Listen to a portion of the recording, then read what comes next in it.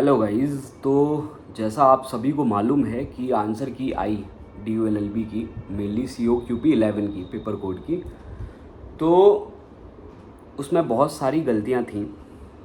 तो सबका सबसे पहला सवाल तो था, क्या जो गलतियां हुई हैं NDA उनको सुधारेगा? तो सुधारना तो चाहिए। और कितनी जगह गलतियां थी, तो जहाँ तक मैंने पेपर को एनालाइज़ किया तो मेरे को खुद ही 7 से 8 जगह तो बहुत बेसिक गलतियां दिखी। और इसके बाद अगर हम बात करते हैं कि कट ऑफ कितनी जा सकती है, क्या आपको एक अटेम्प्ट और लेना चाहिए अगर आपका नहीं होता है इस बार DULLB में, DU के लॉ फैकल्टी में अगर आपका एडमिशन नहीं होता है तो क्या आपको एक अटेम्प्ट और लेना चाहिए, कट ऑफ क्या जा सकती है। तो जो अभी तक आप लोगों ने देखा होगा कि भाई आपने जब मैच किया होगा आंसर की से और अपना कि आपने क्या किया है, तो आप देख रहे हो कि किसी का 200, मेजॉरिटी ऑफ जितने मेरे बंदों से मेरी बात हुई, जो लोग मेरे टच में थे उन, तो ज़्यादातर 200 के अंदर ही थे, बहुत कम थे। मतलब अगर मैं बात करूं कि अगर मेरे से 200 लोगों ने बात की है तो उसमें 170 180 बच्चा तो 200 के अंदर था। और कुछ ही बच्चे थे जो 250 क्रॉस कर रहे थे, कुछ हमारे ही बच्चे थे जो 280 के आसपास भी थे, लेकिन वो बहुत कम थे।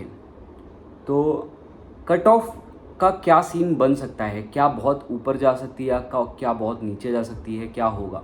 तो देखिए, आप अगर अपने आसपास देखेंगे तो आप देखेंगे जो आपके हार्ड कोर DULLB करने वाले बच्चे थे जो आपके आसपास थे, उनमें ज़्यादातर कोई SSC वाला बच्चा नहीं था।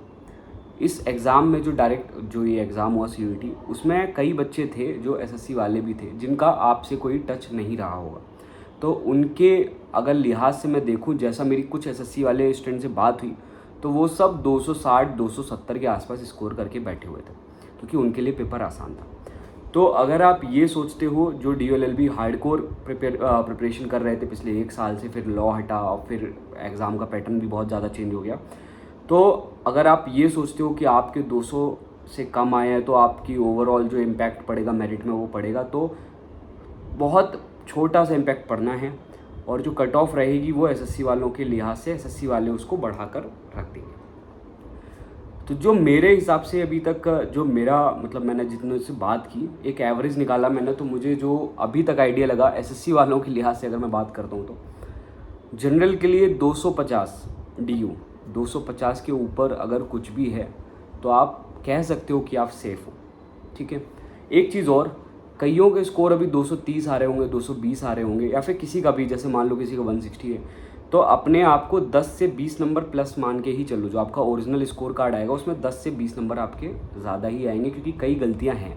तो इसमें ऑब्जेक्शंस रेज़ किए गए हैं, हमारे स्टूडेंट्स ने बहुत सारे ऑब्जेक्शंस रेज़ किए हैं। 11 से 12 क्वेश्चन पर तो हमारे स्टूडेंट्स ने क्वेश्चन रेज़ किया ऑब्जेक्शन। तो जो आपकी ओरिजिनल, जब आपकी क्या बोलते हैं उसको, रिज़ल्ट आएगा, जब आपकी मार्कशीट आएगी, कितने मार्क्स आपने मिले हैं, तो आप देखेंगे जो अभी आपके 170 या 180 नंबर हैं, वही आप देखोगे कि वो 200 के आसपास पहुंच जाएंगे। 10 से 20 नंबर का मार्जिन आपको मिलता हुआ दिखेगा। तो जो भी 240 के आसपास दिख रहे हैं वो 260 भी जा सकते हैं। और हो सकता है कि अगर सारे ही उन्होंने जो ऑब्जेक्शन रेज़ किए गए हैं उनके सारे ही सही थे, तो भाई हो सकता है 30 नंबर भी बढ़ जाए। ठीक है।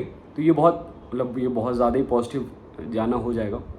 बट 10 से 15 नंबर का फ़र्क मिनिमम आएगा आपके, जो अभी आपका स्कोर आ रहा हो उसमें। तो जनरल कैटेगरी के लिए जो मुझे अभी तक समझ में आ रहा है कि यार 250 प्लस अगर आप हो तो इस बार थोड़ा सा राहत की सांस ले सकते हो। बट आपका गेम जो ख़राब करेंगे वो SSC वाले ख़राब करेंगे, क्योंकि जो SSC वाला बालक था, जो भी बच्चा SSC की प्रिपरेशन कर रहा था, वो सब 260 270 से ऊपर ही है। ठीक है। और आपको जैसा पता ही है कि फैकल्टी ऑफ लॉ में 3000 के आसपास सीट्स हैं। तो अगर SSC वाले 500 700 बच्चे भी हो गए तो कट ऑफ में काफ़ी फ़र्क डाल देंगे। अगर मैं यही बात करता हूँ OBCs के लिए, तो OBCs अगर 235 के ऊपर कोई जा रहा है तो काफ़ी सेफ़ है, वो काफ़ी ज़्यादा सेफ़ है। और अगर मैं बात करता हूँ SC के लिए, तो 200 प्लस तो आपको चाहिए मिनिमम ना, आप सेफ़ हो जाओगे। तो अगर 210 220 नंबर हैं आपके, और अगर आप SC कैटेगरी से बिलोंग करते हो, तो आप बिल्कुल सेफ़ हो जाओगे, आपको टेंशन लेने की ज़रूरत नहीं पड़ेगी। और अगर मैं यही बात करता हूँ एसटी कैटेगरी की, तो आप 180 प्लस रहो तो आपका काम बन सकता है फैकल्टी ऑफ लॉ में। अब देखिए ईडब्ल्यूएस की वही है, ओबीसी के आसपास ही लगा कर रख लो। ईडब्ल्यूएस की अगर मान लीजिए 255 260 के आसपास अगर मान लीजिए चली गई जनरल कैटेगरी, तो ईडब्ल्यूएस से 5 से 10 नंबर 10 नंबर के आसपास का फ़र्क आ जाएगा, ठीक है। 250 240 के आसपास आप मान के चल सकते हो। अब मैं बात करता हूँ क्या आपको सेकंड अटेम्प्ट देना चाहिए। देखिए CUET का जो पेपर का पैटर्न है वही रहने वाला है। अभी तो ऐसा सच कोई इन्फॉर्मेशन और कोई अपडेट नहीं है, और ना अभी आएगी। अगर आएगी भी तो वो अगले साल जनवरी फरवरी में आएगी कि भाई सिलेबस चेंज हो रहा है या नहीं, या फिर CUET कंडक्ट कराएगा। मेरा मानना है कि CUET ही पेपर कंडक्ट कराएगा अभी कुछ सालों तक, और चांसेस पूरे हैं कि इस पर लॉ भी नहीं है। तो अब आपके लिए मैं ये चीज़ सजेस्ट करूँगा, जो हार्डकोर लॉ की प्रिपरेशन कर रहे थे अभी तक, DOLLB की प्रिपरेशन कर रहे थे, जिनका मैथ्स कमज़ोर है, अगर वो 200 के नीचे हैं, अगर 150 160 नंबर हैं और उनकी मैथ्स बहुत ज़्यादा वीक है, उनको नहीं समझ में आती है मैथ्स, तो आपको सेकंड अटेम्प्ट नहीं देना है। आप चुपचाप क्या करो, किसी भी सरकारी यूनिवर्सिटी या फिर कोई भी प्राइवेट इंस्टीट्यूशन में एडमिशन लो, अपने साल खराब मत करो। अगर आपका मन है, आप ख्वाहिश रखते हैं कि नहीं फैकल्टी ऑफ लॉ से ही करना है, तो आप रिस्क ले सकते हो, बट आपको अपनी काबिलियत पर भरोसा रखना है। अपनी खुद को पता होता है कि यार भाई देखो मेरे को मैथ्स नहीं आएगी तो नहीं आएगी, ठीक है, मैं बहुत मेहनत करूँगा तब जाके कम्पीट कर पाऊँ, ठीक है ना। और जो पहले CUET एग्ज़ाम, मतलब जो DOLLB का एग्ज़ाम था, जो 6 महीने में क्रैक हो जाता था, 4 महीने में क्रैक हो जाता था, अब उसी के लिए अगर मैं खुद से बताऊं कि तो भाई अब आपको लगेगा, अगर आप SSC के एस्पिरेंट नहीं है तो आपको अराउंड 8 से 9 महीने तो एटलीस्ट प्रिपरेशन करनी ही पड़ेगी, क्योंकि अब वो छोटा खेल नहीं रहा, अभी बहुत बड़ा गेम हो गया CUET के आने के बाद। तो अब आपको प्रिपरेशन बहुत जल्दी से स्टार्ट करनी होगी, ताकि आप बहुत आगे खड़े हों बाकी बच्चों से जो जनवरी फरवरी से प्रिपरेशन करना स्टार्ट करते हैं। मैं यहाँ पे SSC वालों की बात नहीं कर रहा। SSC वाले तो ऑलरेडी इस एग्ज़ाम में क्वालिफाइड हैं, वो अपने आप को मान सकते हैं, अगर उन्होंने अच्छी सी प्रिपरेशन कर रखी है तो उनका हो जाएगा। SSC वालों के लिए पेपर बन रहा है। तो ये चीज़ थी, इस वीडियो के माध्यम से यही बताना चाह रहा था मैं। और कट ऑफ का मैंने आपको आइडिया दे दिया है कि क्या कट ऑफ जा सकती है। अब आपको सिर्फ अपना जो स्कोर कार्ड है उसका वेट करना है।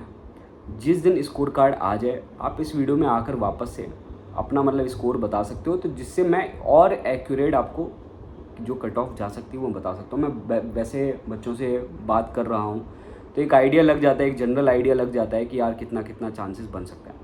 तो 250 के आसपास मैं मान के चलता हूँ कि अगर जनरल कैटेगरी प्लस है, 250 प्लस है, तो वो सेफ़ हो जाएगा। बाकी देखिए क्या होता है भाई, पिछली बार तो बहुत ही कुछ हो गया था, और पेपर लीक से जैसे कुछ चीज़ें थी, तो भाई पेपर लीक इस बार नहीं हुआ है, सबसे अच्छी बात है। अभी तक ऐसा कुछ सुनने में नहीं आया कि DOLLB मतलब CUET का पेपर ज़्यादा लीक वीक ऐसा कुछ हुआ नहीं इस बार। TCS के पास लैब्स थी, TCS को टेंडर मिला हुआ था, तो ऐसा कुछ हुआ नहीं। तो आप लोग के लिए ये एक खुशखबरी कहूँगा मैं कि भाई पेपर तो लीक हुआ नहीं है।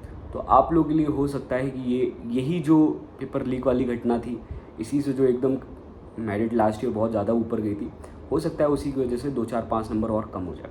तो लेकिन 250 के अगर आप पार करते हो, 250 अगर आप पार कर रहे हो स्कोर कार्ड में, तो आप कह सकते हो कि हाँ यार हो जाएगा, ठीक है। तो अगर ये वीडियो ठीक लगी हो, अगर आपको कुछ और सवाल है, किसी यूनिवर्सिटी से रिलेटेड सवाल है कि कैसे कैसे क्या क्या चीज़ें करनी है, यहाँ पे कैसे किया जा सकता है, लखनऊ यूनिवर्सिटी में कैसे किया जा सकता है, चंडीगढ़ यूनिवर्सिटी कैसी है, MDU रोहतक कैसी है, तो आप कमेंट सेक्शन में पूछ सकते हो।